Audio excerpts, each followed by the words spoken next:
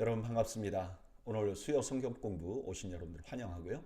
우리 잠시 기도하고 공부 시작하겠습니다. 하나님 아버지, 오늘 저희가 하나님 말씀 함께 공부하기 위해서 모였습니다. 하나님 말씀으로 은혜를 나누는 귀한 시간이 되게 하여 주시옵소서. 예수님의 이름으로 기도하옵나이다. 아멘. 네, 오늘은 창세기 25장에서 27장까지 하나님 말씀을 함께 공부하도록 하겠습니다. 25장 1절 아브라함이 후처를 맞이하였으니 그의 이름은 그두라라. 본문 순서대로 보면 사라가 죽고 그 다음에 이삭이 결혼하고 그 다음에 그두라 얘기가 나오니까 아마 아브라함이 사라가 죽고 난 후에 그두라를 맞이한 거 아닌가 이렇게 생각하기가 쉽거든요. 근데 창세기를 보면 꼭 그 시간 순서대로 기록하지 않았어요. 그래서 이 그두라를 다른 역대상 1장 32절에 보면 첩이라고 부르거든요. 그러니까 사라가 살아있을 때 맞이한 사람일 수도 있는 거죠. 2절 그가 시므란과 욕산과 무단과 미디안과 이스박과 수아를 낳고 이제 다 6명의 아들을 낳았고요. 그 중에 욕산과 미디안의 후손만 기록합니다. 왜 이렇게 했을까? 아마도 여기에 나타나는 3절에 보면 스바와 드단을 낳았으며 드단의 자손은 아수르 족속과 루드시 족속과 르음미 족속 이렇게 나오거든요. 그러니까 이런 걸 볼 때 우리가 상상할 때 이 족속들은 아마 그 당시에 꽤나 유명한 사람들이었기 때문에 이름을 기록한 것이 아닌가 하는 생각을 하게 됩니다. 5절 아브라함이 이삭에게 자기 모든 소유를 주었고 자기 서자들에게도 재산을 주어 자기 생전에 그들로 하여금 자기 아들 이삭을 떠나 동방 곧 동쪽 땅으로 가게 하였더라.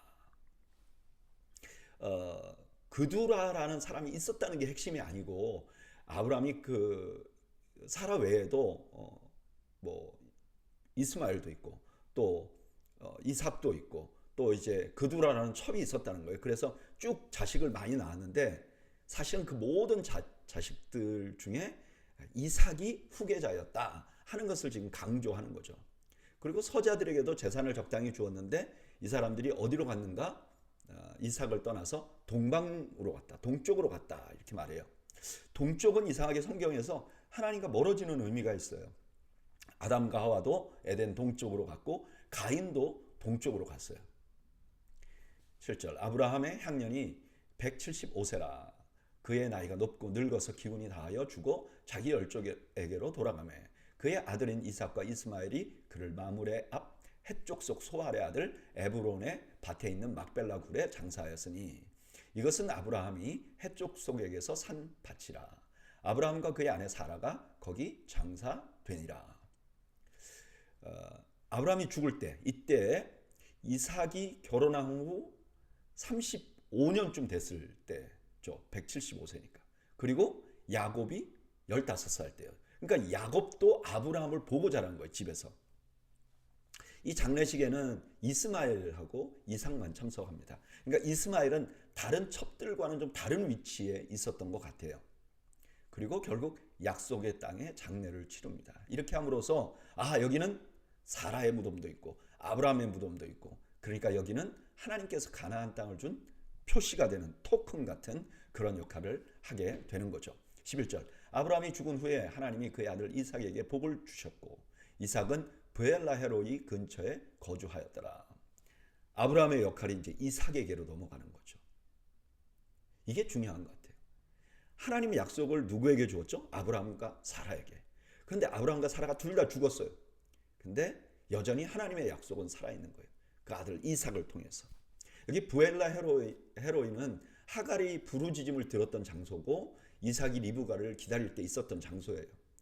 아마 이삭은 이런 면을 생각하고 이곳으로 정착하지 않았는가 그런 생각을 하게 됩니다. 여러분 우리가 어떤 결정을 할 때 영적인 것을 좀 생각해 봐야 돼요. 영적으로 이 땅이 나에게 어떤 의미가 있는지. 그래서 제가 예전에는 잘 몰랐는데 예전에 신앙생활 할 때 보면 많은 분들이 좋은 교회를 결정을 하면요 거기를 안 떠나려고 해요. 그런 생각을 갖고 있는. 왜냐면 그게 영적으로 되게 중요하니까. 12절 사라의 여종 애굽인 하갈이 아브라함에게 낳은 아들 이스마엘의 족보는 이러하고, 그러면서 이스마엘의 족보를 쭉 말해요. 17절에 보면 이스마엘은 향년 137세의 기운이 다하여 죽어 자기 백성에게로 돌아갔고, 이렇게 말해요. 이스마엘은 아브라함이 죽은 다음에 48년을 더 살았어요. 그러니까 지금 이삭이 살아있는 동안도 이스마엘이 한참 동안 살아있는 거예요. 그런데 성경은요, 이스마엘의 죽음을 기록해요. 왜 그렇게 하는가? 이제 이삭만 남게 하는 거죠. 오늘 본문에는 아브라함의 마지막 모습을 기록합니다. 여기 두 가지가 강조돼요. 첫째는 그가 가나안 땅에 묻혔다는 거예요. 죽어서도 하나님의 약속을 신뢰하고 있다. 또 하나는 그에게 많은 자손들이 있었다는 거예요. 이스마엘도 있었고 후에 첩에 의해서 취한 6명의 아들도 있었고, 그러나 그 모든 자녀들이 떠나거나 죽게 돼요. 그리고 오직 이삭만 아브라함의 아들로서 남습니다. 그리고 하나님이 그 이삭에게 복을 주는 거죠. 이 말씀 묵상하면서 이 세대에서 다음 세대로 믿음이 넘어가는 것을 보여줍니다. 그러니까 이 본문은 두 가지를 보여주는 거죠. 하나는 아브라함이 죽었으나 믿음을 가지고 있었다. 그리고 그의 믿음은 그 다음 세대에 전수되었다. 우리가 가진 믿음이 죽음을 넘어서는 거예요. 그렇잖아요. 우리가 죽어서도 천국 갈 거라고 믿는 거잖아요. 그래서 필연적으로 나타나는 현상이 뭐냐면 세대를 이어 믿음이 전수되어야 되는 거예요. 그래서 믿음의 핵심 중에 하나는 믿음이 전수되는 거예요. 그래서 우리 교회가요, 다음 세대에 자꾸 투자를 하는 거예요. 이유가 뭐냐? 믿음이 전수되게 하기 위해서. 그런데 이 믿음의 전수는 반드시 육신의 자녀에게 이어져야 할 필요는 없죠. 왜냐하면 바울 같은 경우는 결혼 안 했잖아요. 그러니까 자녀가 없잖아요. 그러나 바울에게 영적인 자녀가 있었어요. 이처럼 우리가 다음 세대를 꿈꾸는 사람들은 내가 육신의 자녀가 있느냐 없느냐, 이게 중요한 게 아니라 내가 꿈꾸던 이 믿음, 내가 갖고 있는 이 믿음이 이게 죽어도 계속해서 이어질 수 있는 믿음이란 말이에요. 그러니까 다음 세대에 내가 나의 믿음을 이어받을 또 다른 사람을 키우고 양육하고 하는 것이 너무나 중요하게 된다는 거예요. 그래서 저는 우리 교회도 다음 세대를 위해서 투자하고 기도하고, 여러분들도 여러분들의 다음 세대를 위해서 기도하시면 좋겠어요. 육신적으로는 여러분들에게 자녀가 있으면 자녀를 위해서 기도해야 되겠죠. 우리의 신앙을 이어줄 자녀들이 우리의 신앙을 물려받도록 기도해야 되겠죠. 그러나 만약에 육신의 자녀가 없다면 어떻게 할까요? 아니면 육신의 자녀가 있다 하더라도 우리 교회 안에서 내가 맡은 역할, 내가 하는 일을 이어받아서 또 할 수 있는 사람들을 키워내야 하는 거죠. 그리고 그들을 위해서 축복해야 하는 거죠. 저는 여러분들이 영적으로 믿음을 전수하는 지혜를 가지시는 여러분들이 되시기를 축복합니다. 19절 아브라함의 아들 이삭의 족보는 이러하니라. 아브라함이 이삭을 낳고 이삭은 40세에 리브가를 맞이하여 아내를 삼았으니 리브가는 밧단 아람의 아람 족속 중에 부두엘의 딸이요 아람 족속 중 라반의 누이였더라. 이삭이 그의 아내가 임신하지 못하므로 그를 위하여 여호와께 간구하며 여호와께서 그의 간구를 들으셨으므로 그의 아내 리브가가 임신하였더니. 이제 리브가가 임신했을 때 아브라함이 아직도 살아 있어요. 근데 아예 나타나질 않습니다. 이제 아브라함은 끝났어요. 이제 더 이상 스토리 안 나와요. 리브가는 이제 결혼을 했는데 자기 시어머니 사라처럼 임신을 못합니다. 이삭이 기도해요. 왜 하나님은 아브라함도 약속의 자녀고 이삭도 약속의 자녀인데 왜 그냥 순순하게 임신하게 안 했을까? 전 그냥 이 말씀 보면서 그런 생각이 들더라고요. 아마 그냥 결혼하자마자 임신하고 그러면 이거 자연현상이야, 이거 당연한 거지, 이렇게 생각할 수 있잖아요. 근데 주지 못하고 받지 못해서 기도하고 이러는 과정 가운데 이 일은 하나님의 은혜구나, 하나님이 주시는 거구나, 이렇게 확신할 수 있잖아요. 그런 의미에서 우리가 인생을 살면서 뭔가 지연을 경험하잖아요. 내가 원하는 때로 이때인데 안 되잖아요. 그러면 그것은 하나님의 역사를 경험할 수 있는 아주 좋은 기회인 것 같아요. 여러분, 무언가 지연되면 하나님께 기도합시다. 그래서 이것이 하나님께서 주시는 것이라는 것을 다시 한번 확신할 수 있는 좋은 신앙의 모멘텀이 되기를 여러분 축복합니다. 22절, 그 아들들이 그의 태 속에서 서로 싸우는지라 그가 이르되 이럴 경우에는 내가 어찌할꼬 하고 가서 여호와께 묻자온대 여호와께서 그에게 이르시되 두 국민이 내 태중에 있구나 두 민족이 내 복중에서 나누이리라 이 족속이 저 족속보다 강하겠고 큰 자가 어린 자를 섬기리라 하셨더라. 이삭은요 기도하는 사람이었던 것 같아요. 자기 아내를 기다릴 때도 묵상했다 그러는데 아마 기도하지 않았을까. 또 자녀가 없을 때도 하나님께 기도하고 태중에서 이놈의 아이들이 계속 싸우는 거예요. 그러니까 또 하나님께 기도하고 하나님께서 그 기도의 응답으로 이렇게 얘기하죠. 너의 태중에 있는 아이들이 두 민족을 이룰 거야. 크게 될 거야. 그런데 큰 자가 어린 자를 섬길 거야. 라고 말씀해 주신 것이죠.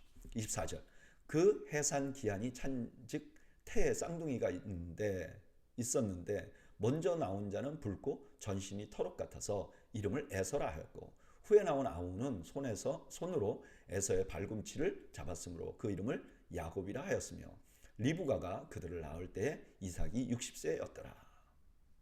이름을 지었어요. 근데 이 이름이 족장 시대에는 이름을 짓는 것이 예언하고 비슷했어요. 그래서 이제 이 에서가 나중에 붉은 사암 지역에 있는 에돔 족속이 되죠.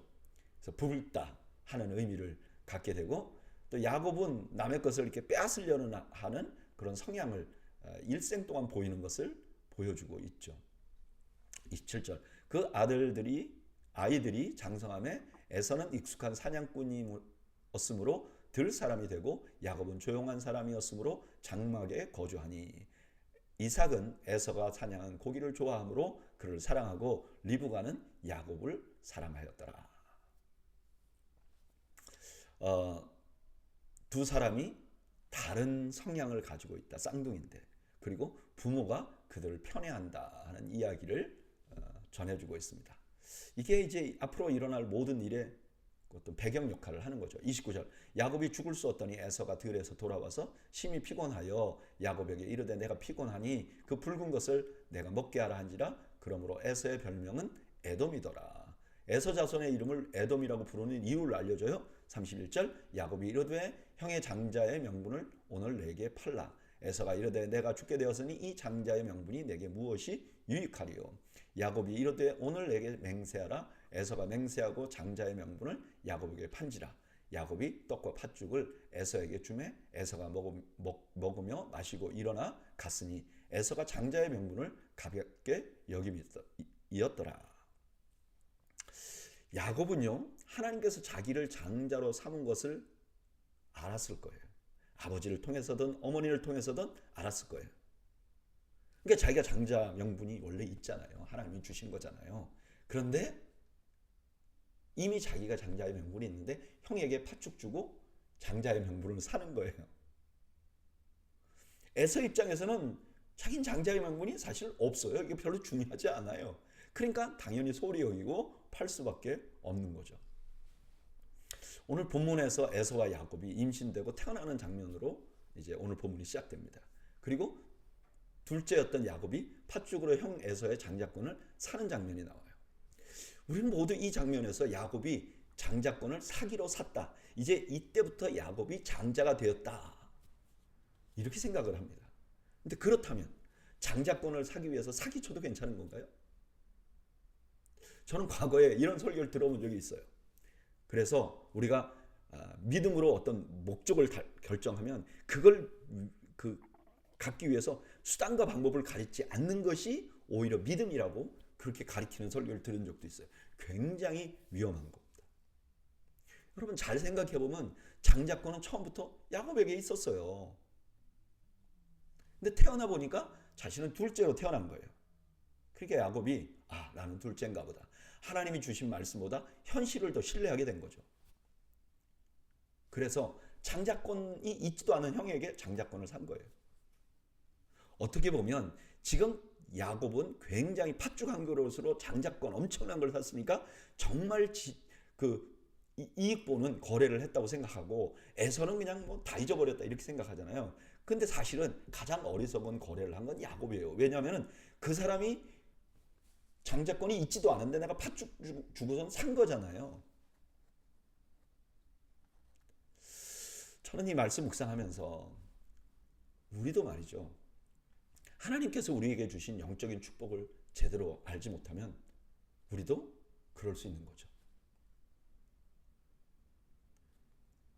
있지도 않는 걸 살려고 애쓰고 투자하고 그러면서 중요하지도 않는 것에 목숨 걸면서 사는 그런 어리석은 삶을 살 수 있는 거죠. 저는 오늘 수요 성경 공부 오신 저와 여러분들이 하나님께서 우리에게 주신 영적인 축복에 대해서 그 가치를 잊지 않는 저희들이 되기를 바랍니다. 그리고 그것을 가치 있게 생각하는 관점으로 세상을 볼 수 있는 저와 여러분들이 되시기를 축복합니다. 26장 1절 아브라함 때에 첫 흉년이 들었더니 그 땅에 또 흉년이 들매 이삭이 그랄로 가서 블레셋 왕 아비멜렉에게 이르렀더니 이제 다른 이야기를 시작하는데 그 이야기 첫 부분에 아브라함 때 첫 흉년이 들었다 그래요. 아브라함 때 첫 흉년이 들어서 어떻게 했는가? 아브라함이 애굽으로 내려갔죠.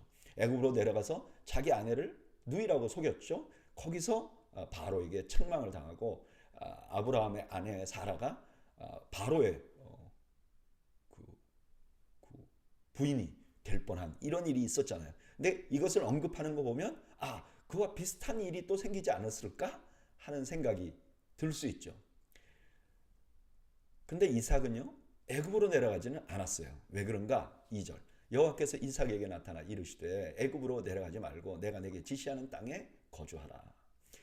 이 땅에 거류하면 내가 너와 함께 있어 내게 복을 주고 내가 이 모든 땅을 너와 내 자손에게 주리라. 내가 내 아버지 아브라함에게 맹세한 것을 이루어. 하나님께서 이삭에게 나타나세요. 그러니까 이삭은 지금 이때 그냥 족장이 아니에요. 선지자예요. 하나님의 말씀을 듣고 살아가는 거죠. 하나님 뭐라 그래요? 기근이 있는 이 땅에 그대로 거하라 그래요. 그러면 하나님이 너와 함께 하시겠다. 어떤 메시지를 주고 있죠? 야, 너가 좋은 환경에 있는 것이 중요한 게 아니라 누구랑 함께 있는가가 중요해. 그렇죠. 우리가 이건 누구나 다 잘 알아요. 여러분 우리가 얼마나 큰 집에 사느냐보다는 누구랑 같이 있는가가 훨씬 중요하잖아요. 신혼 때 굉장히 작은 집에 살면서 가난하게 시작한 사람들이 많잖아요. 근데 그때 행복했던 이유가 뭐예요? 내가 사랑하는 사람하고 같이 있으니까 행복한 거잖아요. 누구랑 같이 있느냐가 중요해요. 그러니까 하나님이 이삭에게 이렇게 말하는 거예요. 내가 너와 함께 하니까 네가 어디 있든지 상관없어. 너가 여기 있으면 환경은 척박해 보여도 내가 너 아버지에게 약속한 거 그대로 이루어 줄 거야. 라고 말씀하는 거죠. 4절 내 자손을 하늘의 별과 같이 번성하게 하며 이 모든 땅을 내 자손에게 주리니 내 자손으로 말미암아 천하 만민이 복을 받으리라. 이는 아브라함이 내 말을 순종하고 내 명령과 내 계명과 내 율례와 내 법도를 지켰음이니라 하시니라. 아브라함이 순종했기 때문에 이삭의 자손들이 세상에 복이 되는 존재가 될 것이라는 거예요. 그럼 이 모습은 우리 주님이 순종함으로 우리가 복을 얻게 되는 원리를 여기서 알 수 있어요. 순종은 우리가 안 해요. 순종은 누가 했어요? 예수님이 하셨어요. 복음은요, 저희들에게는 은혜예요. 그러나 예수님에게는 사명이었어요. 예수님에게는 순종이었어요. 예수님의 순종함으로 우리가 복을 받게 된 것이죠. 6절 이삭이 그랄에 거주하였더니 그곳 사람들이 그의 아내에 대하여 물음에 그가 말하기를 이는 내 누이라 하였으니 리브가는 보기에 아리따움으로 그곳 백성이 리브가로 말미암아 자기를 죽일까 하여 그는 내 아내라 하기를 두려워함이었더라. 이삭도 똑같아요. 두려움 때문에 자기 아내를 누이라고 속인 거죠. 참 부전자전이에요. 피는 못 속이는 거죠. 8절 이삭이 거기 오래 거주하였더니 이삭이 그 아내 리브가를 껴안은 것을 블레셋 왕 아비멜렉이 창으로 내다본지라. 이에 아비멜렉이 이삭을 불러 이르되 그가 분명히 내 아내건을 어찌 내 누이라 하였느냐. 이삭이 그에게 대답하되 내 생각에 그로 말미암아 내가 죽게 될까 두려워하였음이로라. 아비멜렉이 이르되 내가 어찌 우리에게 이렇게 행하였느냐. 백성 중에 하나가 내 아내와 동침할 법 하였도다. 내가 죄를 우리에게 입혔으리라. 아비멜렉이 이에 모든 백성에게 명하여 이르되 이 사람이나 그의 아내를 범하는 자는 죽이리라 하였더라. 아버지하고 똑같이 이방인에게 책망을 받죠. 오늘 본문에는 배경이 기근입니다. 근데 아브라함이 살던 시대, 아브라함이 그 가나안 땅 들어가자마자 기근이 왔거든요. 그리고 이삭도 보면 뭐 특별한 일을 잘못 안 했잖아요. 근데 기근이 와요. 여러분, 기근은 우리 인생에 기근이 오는 거 꼭 우리가 뭘 잘못해서 생기는 게 아니에요. 너무나 많은 사람들이 우리가 살면서 고난을 겪으면 이거 내가 뭐 잘못됐나 이렇게 생각하는데 그러지 않을 가능성이 높아요. 하나님께서는 이삭에게 애굽으로 가지 말라고 해요. 여기서 견디면 하나님께서 복을 주시겠다고. 그리고 그렇게 복을 받는 이유는 네가 견뎠기 때문이 아니라 너 아버지 아브라함이 순종했기 때문이다. 이 말씀하세요. 그 다음에 이삭이 그럴 사람이 두려워하고 거짓말하는 모습이 드러납니다. 이걸 보면 이삭이 세상을 복되게 하는 사람이 된 것은 이삭 자신의 행동 때문이 아니었다는 걸 알게 되잖아요. 그리고 이 이삭의 행동은 아브라함의 행동도 생각이 나게 하잖아요. 그러니까 어떻게 보면 하나님께서는 아브라함이 순종함으로 너가 복을 받게 됐다 그랬지만 사실 아브라함의 행동에 달린 것도 아니에요. 이걸 지금 이삭의 이 일을 보면 누구나 다 아브라함은 생각을 하죠. 아브라함도 이렇게 했어. 그러니까 아브라함도 온전하지 않은 거예요. 아브라함과 이삭이 세상을 복되게 할 만한 조건이 자기 자신에게 있었던 게 아니에요. 그러면 어디에 있었죠? 하나님 때문에, 그들과 함께 하시는 하나님 때문에 그들이 복된 사람이 된 거예요. 여러분, 이것은 우리 모두에게도 마찬가지입니다. 특별히 저에게도 마찬가지예요. 제가 목회자로 살아가는 것도 제가 무언가를 잘해서가 아니고 하나님이 나와 함께 하셨기 때문에 할 수 있는 거죠. 그냥 목회자만 그런 거예요? 아니요. 우리 모두의 인생도 마찬가지입니다. 내가 이렇게 살면서 누군가를 도울 수 있을 만큼 이렇게 살아갈 수 있는 것, 내가 신앙생활 할 수 있는 것, 이 모든 것이 내가 잘해서가 아니라 하나님이 우리와 함께 하셨기 때문에 가능한 일인 거예요. 그래서 우리는 믿음이 좋다, 내가 신앙생활 열심히 한다, 내가 이런 축복을 받았다, 이거 자랑할 거 없어요. 왜냐하면 이게 나로부터 온 것이 아니기 때문에 그래요. 누구로부터 왔죠? 하나님으로부터 온 것이기 때문에 그래요. 저는 우리가 우리 인생을 살면서 이거 내가 해냈어 하는 일이 없기를 바랍니다. 모두가 다 하나님의 은혜였음을 고백하시는 여러분들이 되시기를 주님의 이름으로 축원합니다. 12절, 이삭이 그 땅에서 농사하여 그 해에 100배나 얻게 되었고 여호와께서 복을 주심으로 그 사람이 창대하고 왕성하여 마침내 거부가 되어 양과 소가 때를 이루고 종이 힘이 많음으로 블레셋 사람이 그를 시기하여 그 아버지 아브라함 때 그 아버지의 종들이 판 모든 우물을 막고 흙으로 메웠더라. 이삭은 농사를 지어서 100배의 결실을 얻게 됩니다. 거부가 됐어요. 이 모든 것의 원인은 하나님께서 복 주셨기 때문에.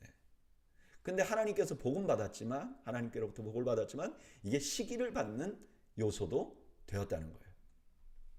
16절, 아비멜렉이 이삭에게 이르되 내가 우리보다 크게 강성한즉 우리를 떠나라. 이삭이 그곳을 떠나 그랄 골짜기에 장막을 치고 거기 거류하며 그 아버지 아브라함 때 팠던 우물들을 다시 팠으니 이는 아브라함이 죽은 후에 블레셋 사람들이 그 우물들을 메웠습니다. 이삭이 그 우물들의 이름을 그의 아버지가 부르던 이름으로 불렀더라. 이삭이 너무 커지니까 아비멜렉이 떠나라 그러잖아요. 그래서 이삭이 그랄 골짜기에 장막을 쳐요. 이 그랄 골짜기는 사실은 그렇게 물이 막 나올 수 있는 그런 장소는 아니에요. 건조한 땅이에요. 근데 거기서 아브라함 때 이제 우물을 파놨는데 블레셋 사람이 메꾼 게 있잖아요. 그래서 그 우물을 다시 판 거죠. 왜냐하면 물이 나오는 곳이 아무 데나 있는 곳이 아니니까요. 그러니까 이 물 자체가 너무너무 귀해요. 근데 19절에 보면 이삭의 종들이 골짜기를 파서 생근원을 얻었더니 그랄 목자들이 이삭의 목자와 다투어 이르되 이 물은 우리의 것이라 하매 이삭이 그 다툼으로 말미암아 그 물의 이름을 에색이라 하였으며 또 다른 우물을 팠더니 그들이 또 다툼으로 그 이름을 신나라 하였으며 이삭이 거기서 옮겨 다른 우물을 팠더니 그들이 다투지 아니하였으므로 그 이름을 르호보지라 하여 이르되 이제는 여호와께서 우리를 위하여 넓게 하셨으니 이 땅에서 우리가 번성하리로다 하였더라. 이 땅이 아무데나 파면 우물이 나오는 곳이 아니에요. 근데 이삭이 우물을 팠더니 그 그랄 목자들이 와서 방해를 하는 거예요. 그러니까 또 다른 데 가서 파. 또 다른 데서 가서 파. 두 번이나 이런 일을 하고 이제 마지막으로 르호봇에 거주하게 됐다는 거예요. 23절. 이삭이 거기서부터 부엘세바로 올라갔더니 그 밤에 여호와께서 그에게 나타나 이르시되 나는 내 아버지 하나님 아브라함의 하나님이니 두려워하지 말라. 내 종 아브라함을 위하여 내가 너와 함께 있어 내게 복을 주어 내 자손이 번성하게 하리라 하신지라. 이삭이 그곳에 제단을 쌓고 여호와의 이름을 부르며 거기 장막을 쳤더니 이삭의 종들이 거기서도 우물을 팠더라. 이삭이 이제 부엘세바로 옮기게 돼요. 여기는 아브라함과 아비멜렉이 언약을 맺은 곳이에요. 그러니까 좀 더 안전하다 이렇게 생각했을 수도 있죠. 근데 그곳에서도 이삭은 하나님의 이름을 불렀어요. 예배한 거죠. 그때 하나님이 나타나신 거죠. 자, 하나님이 나타나시면 어떤 현상이 벌어지는가? 26절. 아비멜렉이 그 친구 아후삿과 군대 장관 비골과 더불어 그랄에서부터 이삭에게로 온지라. 이삭이 그들에게 이르되 너희가 나를 미워하여 나에게 너희를 떠나게 하였거늘 어찌하여 내게 왔느냐. 그들이 이르되 여호와께서 너와 함께 계심을 우리가 분명히 보았으므로 우리의 사이 곧 우리와 너 사이에 맹세하여 너와 계약을 맺으리라 하였노라. 지금 여기 같이 온 사람이 아비멜렉과 같이 온 사람이 누구죠? 비골이에요. 군대 장관이에요. 여러분 군대 장관이 있었다고 하면 이 사람들의 무력이 상당했다는 거예요. 그러면 이삭을 쫓아와서 이삭이 부자가 돼서 우리가 쫓아가서 죽여버리자 그럴 수도 있는 거죠. 근데 이 사람들이 평화의 조약을 맺자 그래요. 왜 그렇죠?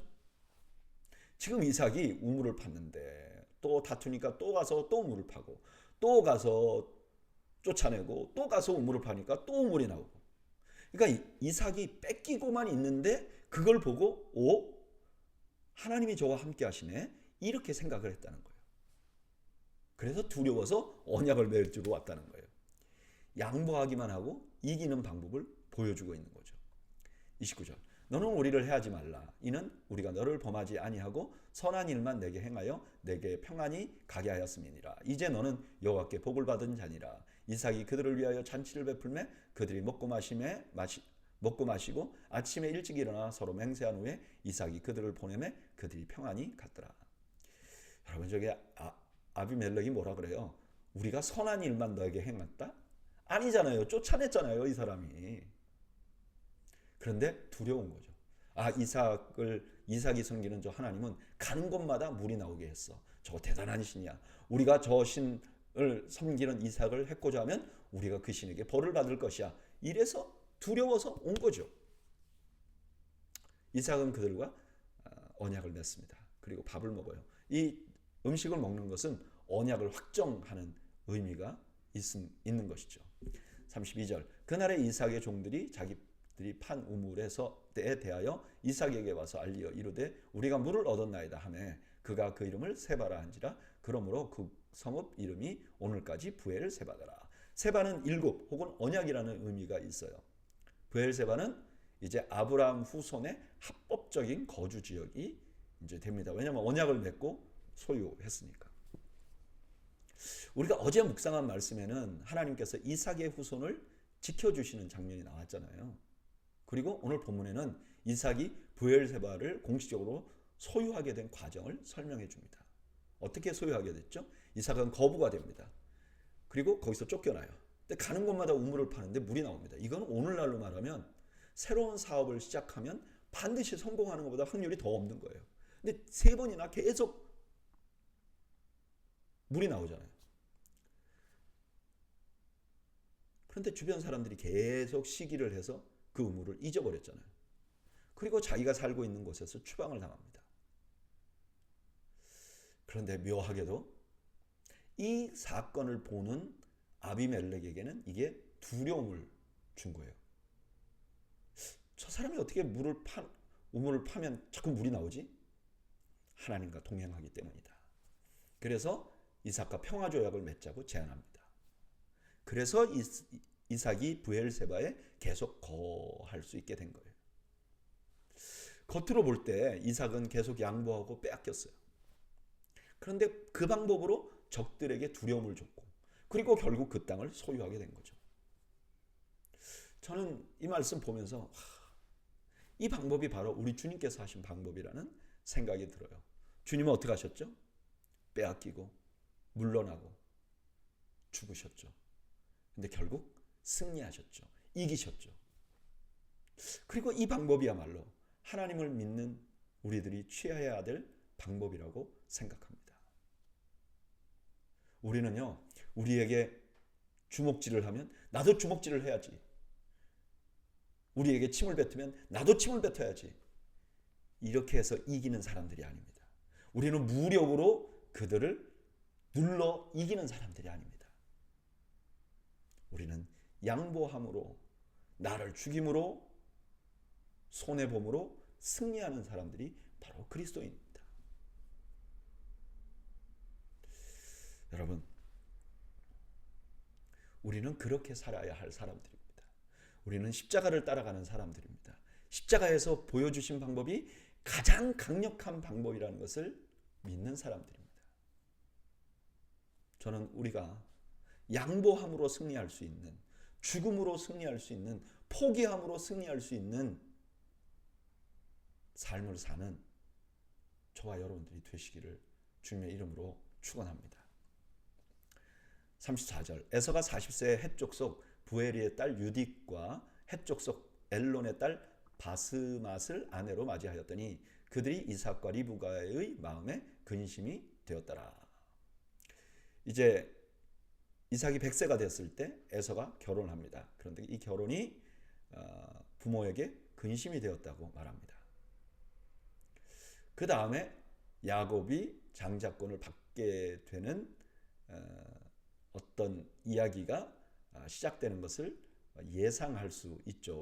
왜죠? 에서가 지금 그 실망을 줬다. 이삭과 리브가에게 실망을 줬다 하는 것을 일단 말하잖아요. 1절, 이삭이 나이가 많아 눈이 어두워 잘 보지 못하더니 맏아들 에서를 불러 이르되 내 아들아 하매 그가 이르되 내가 여기 있나이다 하니 이삭이 이르되 내가 이제 늙어 어느 날 죽을는지 알지 못하니 그런즉 내 기구 곧 화살통과 활을 가지고 들에 가서 나를 위하여 사냥하여 내가 즐기는 별미를 만들어 내게로 가져와서 먹게 하여 내가 죽기 전에 내 마음껏 내게 축복하게 하라. 여기 이삭이 눈이 어두워졌다 그래요. 이거는 뭐 나이가 많았으니까 육체적으로 눈이 어두워진 것도 포함하고, 그리고 이게 어쩌면 그 영적인 눈이 어두워졌다는 것을 보여주는 어떤 그림 언어 같은 것이죠. 이삭은요, 야곱이 장자라는 걸 분명히 알았을 거예요. 그렇죠? 그런데 자기가 좋아하는 아들을 축복하려고 하는 거죠, 지금. 왜요? 영안이 어두워져서. 이삭의 이런 모습을 보면요, 이삭이 젊어서 얼마나 신실하게 살아왔습니까? 사실 아브라함이나 이삭과 야곱 이 세 사람을 족장을 보면요, 이삭이 가장 신실해요. 그래도 신실해요. 가는 곳마다 기도하고 뭐 작은 일도 다 하나님께 기도하면서 결정해요. 근데 이 사람이 영안이 어두워져 버리는 거예요. 저는 나이가 들수록 영안이 더 밝아져야 한다고 생각을 하는데 이거 이삭은 너무 불행한 거죠.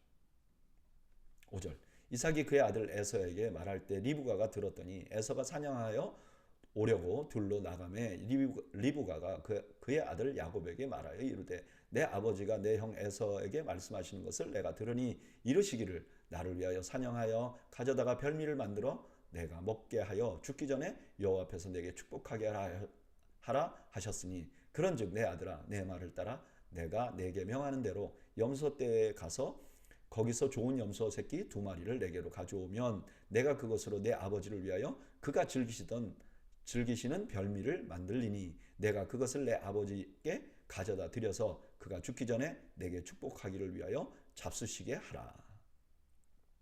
리브가는 야곱이 장자라는 걸 기억하고 있었어요. 그래서 이삭의 축복을 막기 위해서 막아야 됐다고 생각한 거예요. 그러기 위해서 뭘 하냐? 속임수를 써요.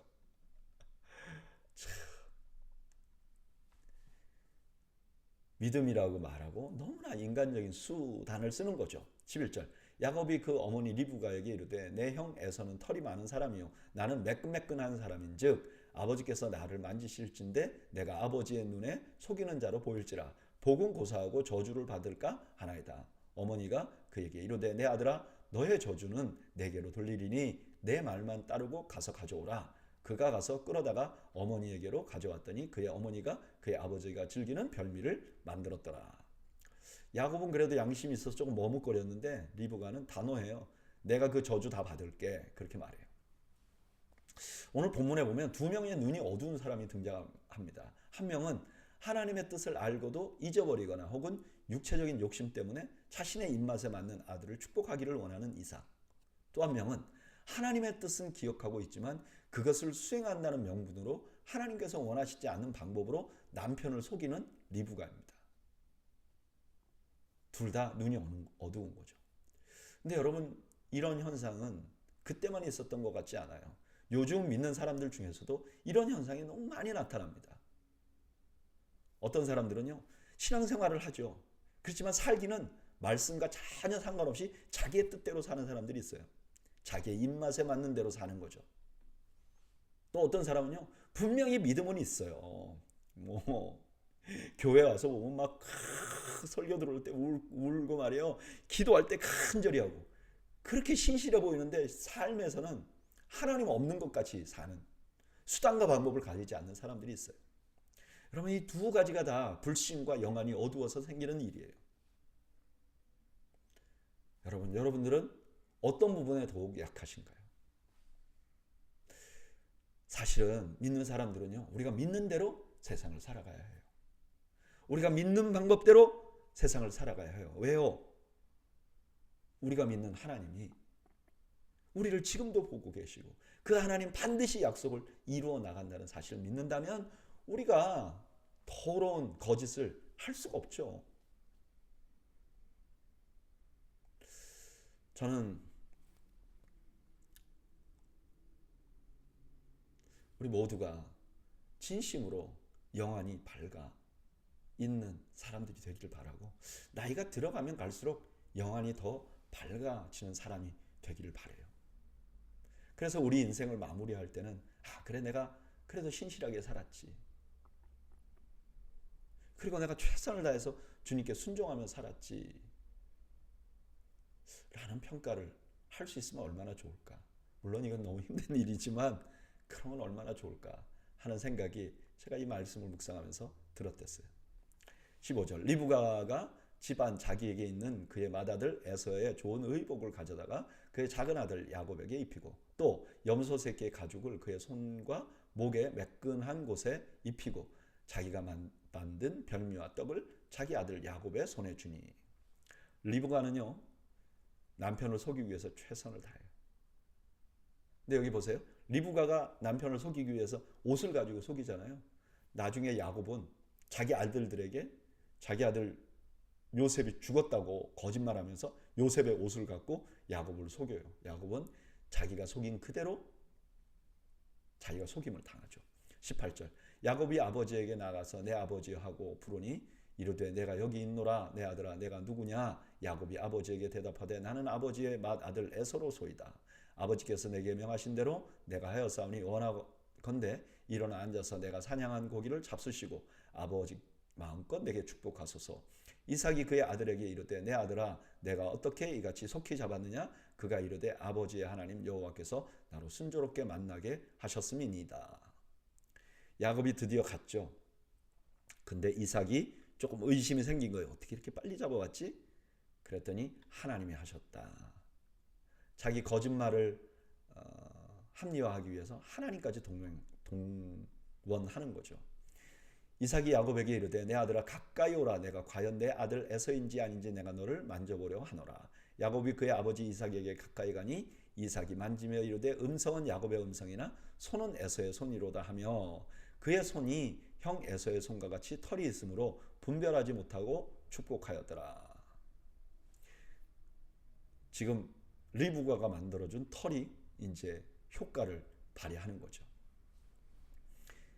24절 이삭이 이르되 내가 참 내 아들 에서냐. 다시 물어보는 거예요. 그가 대답하되 그러하나이다. 그가 대답하되 빼놓으면 그러하나이다. 아주 짧게 대답하는 거죠. 왜요? 목소리가 들키니까. 25절 이삭이 이르되 내게로 가까이 오라. 내 아들이 사냥한 고기를 먹고 내 마음껏 내게 축복하리라. 야곱이 그에게로 가져가매 그가 먹고 또 포도주를 가져가매 그가 마시고 그의 아버지 이삭이 그에게 이르되 내 아들아 가까이 와서 내게 입맞추라. 그가 가까이 가서 그에게 입맞추니 아버지가 그의 옷에 향취를 맡고 그에게 축복하여 이르되 내 아들의 향취는 여호와께서 복 주신 밭의 향취로다. 이삭은 지금 눈은 어두워져 버렸고요. 후각과 미각만 가지고 이제 축복하는 거예요. 축복하는 내용 28절 하나님은 하늘의 이슬과 땅의 기름짐이며 풍성한 곡식과 포도주를 내게 주시기를 원하노라. 만민이 너를 섬기고 열국이 내게 굴복하리니 내가 형제들의 주가 되고 내 어머니의 아들들이 내게 굴복하며 너를 저주하는 자는 저주를 받고 너를 축복하는 자는 복을 받기를 원하노라. 이삭의 축복의 내용이 뭐죠? 물질적으로 풍성함, 군사적으로 강력함, 형제들 중에는 장자가 되고 저주하는 자에게는 저주를, 축복하는 자에게 축복을 주는 존재가 되게 합니다. 이게 언약의 자손들에게 주는 축복을 받은 것이죠. 오늘 본문의 야곱이 아버지 이삭을 속이는 아주 구체적인 모습이 나와요. 야곱은 어머니가 시키는 대로 준비해서 들어가지고 아버지를 속입니다. 그리고 결국 아버지의 축복을 따내요. 사실 이삭이 축복한 내용은 아브라함에게 그리고 이삭에게 이어진 축복이었어요. 야곱은 이미 태 속에서 선택되었기 때문에 이미 그에게 축복이 있었어요. 그런데 그는 이미 있는 축복을 받기 위해서 막 이렇게 노력하는 거예요. 심지어 그 과정에서 하나님까지 사용합니다. 저는 이 말씀 묵상하면서 참 야곱의 모습을 보면 허무한 것을 가지려고 막 몸부림치는 그리스도인의 모습을 보여주는 것 같아요. 자기가 이미 다 갖고 있는 것을 얻으려고, 세상의 허무한 것을 얻으려고 하나님까지 동원하는 그런 모습 말이죠. 제가 여러 번 말씀드렸지만 한국에서 제가 이제 교회 사역을 하다가 보면 교회가 무슨 고치는 공사를 한다든지 아니면 뭔가 교회 큰 물건을 사기 위해서 이제 견적을 받을 때가 있잖아요. 그러면 견적을 하러 오시는 분들이 처음에 와서 자기 제품에 대해서 소개한다든지 자기가 어디를 공사했습니다라고 말하는 게 아니라 내가 어느 교회 직분자입니다 이렇게 말하는 분들은 사실 믿기가 어려워요. 왜요? 제가 느끼기에는 이 사람 실력이 없으니까 하나님을 파는구나 이런 생각이 든단 말이에요. 지금 야곱이 그렇게 하는 거죠. 그리고 그분들도 허무한 것을 위해서 하나님을 팔게 되는 거예요. 여러분, 저희가 적어도 내 눈앞에 있는 이익을 위해서 하나님을 사용하지는 않았으면 좋겠어요. 그거야말로 진짜 어리석은 사람이고 내가 얼마나 헛된 것에 집착하고 있는 사람인지를 보여주는 증거가 됩니다. 여러분, 제발 나의 눈앞에 있는 이익을 성취하기 위해서 하나님을 사용하는 잘못은 우리가 하지 않기를 바랍니다. 30절 이삭이 야곱에게 축복하기를 마침에 야곱이 그의 아버지 이삭 앞에서 나가자 곧 그의 형 에서가 사냥하여 돌아온지라. 그가 별미를 만들어 아버지에게로 가지고 가서 이르되 아버지여 일어나서 아들이 사냥한 고기를 잡수시고 마음껏 내게 축복하소서. 그의 아버지 이삭이 그에게 이르되 너는 누구냐? 그가 대답하되 나는 아버지의 아들 곧 아버지의 맏아들 에서로소이다. 기가 막힌 타이밍으로 에서가 늦게 들어온 거죠. 에서가 저에게 축복해 주십시오. 제가 큰아들 에서입니다. 라고 말해요. 33절 이삭이 심히 크게 떨며 이르되 그러면 사냥한 고기를 내게 가져온 자가 누구냐? 내가 오기 전에 내가 다 먹고 그를 위하여 축복하였은즉 그가 반드시 복을 받을 것이니라. 여기 보면 이삭이 굉장히 심히 떨었다 그래요. 두려워서 떨은 거죠. 왜 이렇게 떨었을까? 저는 그동안 이렇게 생각했어요. 누군가가 에서 대신 축복을 받았다는 거잖아요. 그럼 이게 뭐가 잘못됐다. 이렇게 해서 떨었을 것이다. 혹은 이 에서가 이제 에서에게 줘야 되는 축복인데 안 주니까 에서가 뭔가 불만을 품을까봐 떨었다. 여러 가지 해석이 있어요. 근데 저는 이 말씀을 묵상하면서 또 여러 다른 자료들을 보면서 어쩌면 이삭이 여기 떨었던 이유가 자기가 원래 야곱이 장자라는 걸 알았잖아요. 그러니까 야곱에게 축복해야 되는데 자기가 에서에게 축복할 뻔한 거죠. 그랬으면 어떻게 됐을까? 그랬으면 하나님 앞에 자기가 큰 잘못을 범하는 거 아니었나? 그래서 두려워서 떨었을 것이다. 그러니까 이 사람, 이 이삭 입장에서 이제 깨달은 거죠. 그래, 야곱이 장자였지. 그래서 이렇게 말하는 거죠. 그가 반드시 복을 받을 것이다. 이렇게 말했을 것이라는 거예요. 34절. 에서가 그의 아버지 말을 듣고 소리내어 울며 아버지에게 이르되 내 아버지여 내게 축복하소서 내게도 그리하소서. 이삭이 이르되 내 아우가 와서 속여 내 복을 빼앗았도다. 에서가 이르되 그의 이름을 야곱이라 함이 합당하지 아니하니까 그가 나를 속임이 이번이 두 번째니이다. 전에는 나의 장자의 명분을 빼앗고 이제는 내 복을 빼앗았나이다. 또 이르되 아버지께서 나를 위하여 빌 복을 남기지 아니하셨나이까. 이삭은 야곱이 속인 걸 미리 알았어요. 그리고 에서를 보면요, 에서는요 장자권은 소홀히 여겼어요. 근데 복은 받고 싶었어요. 그러니까 이 사람이 영적으로 장자라는 것이 얼마나 큰 복인지 몰랐던 거죠. 37절. 이삭이 에서에게 대답하여 이르되 내가 그를 너의 주로 세우고 그의 모든 형제를 내가 그에게 종으로 주었으며 곡식과 포도주를 그에게 주었으니 내 아들아 내가 내게 무엇을 할 수 있으랴. 이삭은 이미 축복한 거를 바꾸려 하지 않습니다. 왜 안 바꾸려고 했을까? 어떤 분들은 자기가 말하는 게 예언적인 성격이니까 바꿀 수 없었을 것이라고 생각하는 사람도 있어요. 근데 저는 그냥 개인적으로 이삭 입장에서 이게 이제 바로 됐잖아요. 야곱이 축복받는 게 하나님 뜻이잖아요. 그러니까 이제 안 바꾸겠다. 이렇게 말했을 가능성도 있다고 생각합니다. 38절. 에서가 아버지에게 이르되 내 아버지여 내 아버지여 아버지가 빌 복이 이 하나뿐이리이까 내 아버지여 내게 축복하소서 내게도 그리하소서 하고 소리를 높여 우니 그 아버지 이삭이 그에게 대답하여 이르되 내 주소는 땅의 기름짐에서 멀고 내리는 하늘 이슬에서 멀 것이며 너는 칼을 믿고 생활하겠고 내 아우를 섬길 것이며 내가 매임을 벗을 때에는 그 멍에를 내 목에서 떨쳐 버리리라 하였더라. 에서에게 준 축복은 이게 축복 같지 않아요. 기름지지 않은 땅에서 살 것이다. 하늘에 이슬이 내리는 곳에서 먼 곳에서 살 것이다. 너는 칼을 믿고 살 것이다. 그리고 아우를 섬길 것이다.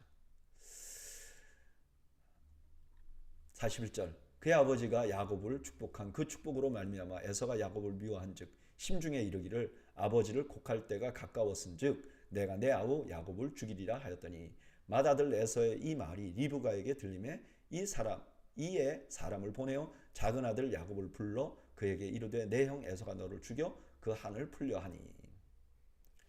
에서는 지금 아버지가 살아계신 동안에는 야곱을 죽일 수가 없었어요. 그러니까 아버지 돌아가시면 내가 죽이겠다. 여러분 이삭은 이 일 있은 후에도 40년 가까이를 더 살게 됩니다. 지금 이때 이삭이 137세로 추정돼요.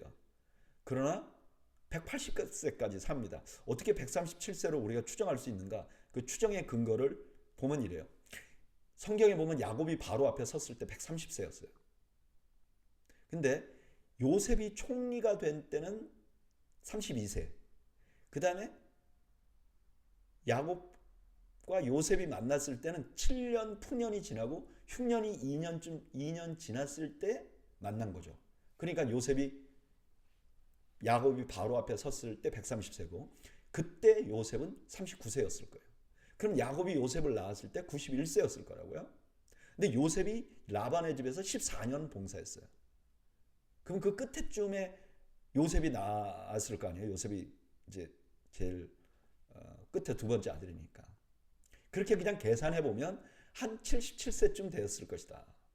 근데 이삭이 야곱을 60세에 낳았으니까 이제 외삼촌 집으로 도망하던 이 시점이 아마 137세 정도 됐을 것이다.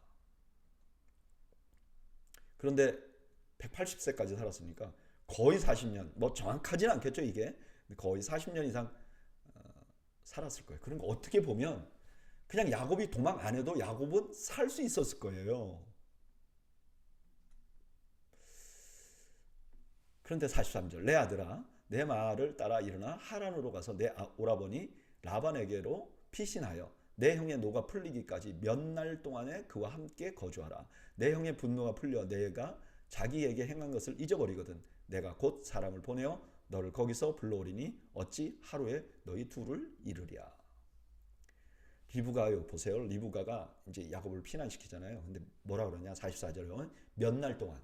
리브가는요, 그냥 며칠만 피해 있으라고 그런 거예요. 근데 리브가는 이후에 야곱을 보지 못합니다. 나중에 야곱이 고향에 돌아왔을 때 아버지 이삭의 장례만 치는 것으로 보아 그 이전에 어머니 리브가가 세상을 떠났을 것으로 많은 분들이 봅니다. 46절 리브가가 이삭에게 이르되 내가 햇사람의 딸들로 말미암아 내 삶이 싫어졌거든. 야곱이 만일 이 땅의 딸들 곧 그들과 같은 햇사람의 딸들 중에서 아내를 맞이하면 내 삶이 내게 무슨 재미가 있으리까. 야곱이 외삼촌 집으로 보낼 건데 야곱을 이유가 결혼하는 것 때문에. 근데 실제로 가서 이제 거기서 아내를 넷이나 얻잖아요. 자, 오늘 본문에는 사냥에서 돌아온 에서가 이삭에게 축복해달라고 하는 사건이 나옵니다. 이삭은 에서가 돌아오자마자 두려움으로 떱니다. 무엇을 두려워했는지 사실 정확히 몰라요. 근데 결과적으로 그는 야곱을 축복한 걸 변경하지 않으려고 합니다. 이 일에 화가 난 에서는 야곱을 죽이려고 해요. 이 일을 리브가가 알게 되고 야곱은 외삼촌 집으로 피신하게 됩니다. 외삼촌 집에 간 다음에 리브가는 야곱을 보지 못합니다. 그렇게 자기가 사랑하는 아들을 이제 더 보지 못합니다. 그리고 야곱은요, 그의 외삼촌 라반의 집에 가서 똑같은 사기를 당합니다. 10번이나 자기의 그 월급을 바꾸는 그런 사기를 외삼촌에게 당합니다. 저는 그냥 이 창세기 이 말씀을 묵상하면서 그냥 전체적으로 보면 모두가 제정신이 아닌 것 같아요. 이삭도 그렇고 하나님의 뜻을 알고도 에서를 축복하려는 이삭도 그렇고 남편을 속여서라도 야곱을 축복받게 하려는 리브가도 그렇고 장자권을 우습게 한 에서도 그렇고 그걸 얻기 위해서 아버지를 속이고 형을 속였던 야곱도 그렇고 이 넷 중에 누가 더 낫냐? 우열을 가릴 수가 없어요. 그런데 이렇게 혼란스러운데요. 하나님의 뜻은 그 안에서 이루어져요. 하나님의 뜻이 뭐였죠? 큰 자가 작은 자를 섬기게 될 것이다. 여러분, 이게 우리의 희망입니다. 요즘 세상을 보면요, 여러분, 교회가 참 뭐 신문이나 뉴스나 미국이나 한국이나 보면 교회가 지금 정말 엉망이에요. 또 믿는 사람들이 실수하는 것도 굉장히 많아요. 잘못하는 것도 굉장히 많아요. 야, 이게 교회가 이럴 때 희망이 있을까? 뿐만 아니라 세상도요, 참 요즘에 전쟁 중이잖아요. 이걸 어떻게 봐야 될지 모르겠어요. 이렇게 하는 건 아닌 것 같아요. 전쟁은 어떤 경우에도 하지 않아야 되는 거죠. 그런데 일어나고 있어요, 계속. 세상이 엉망진창인 것 같아요. 이 안에 믿는 사람들이 어떤 역할도 못하는 것 같아요. 오히려 세상을 더 혼란스럽게 만드는 것 같아요. 근데 우리가 이 말씀으로 우리가 신뢰할 수 있는 게 있어요. 뭐냐? 아무리 혼란스러워도 하나님의 뜻은 그대로 시행됩니다. 하나님의 약속은 그대로 이루어집니다. 큰 자가 작은 자를 섬기게 될 것이다.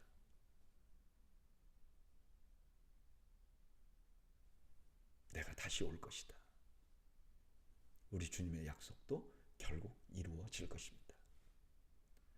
여러분, 그리스도인의 희망은요, 사람이 아닙니다. 그리스도인의 희망은 환경이 아닙니다. 그리스도인의 희망은 온갖 절망적인 상황에, 온갖 혼란스러운 상황에서도 결국 그의 뜻을 이루어내시는 하나님, 그분에게 있는 것입니다.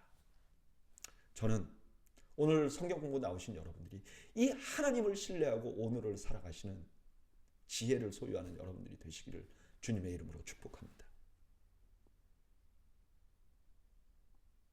꼭 그렇게 그 말씀을 신뢰하는 여러분들이 되시기를 바랍니다.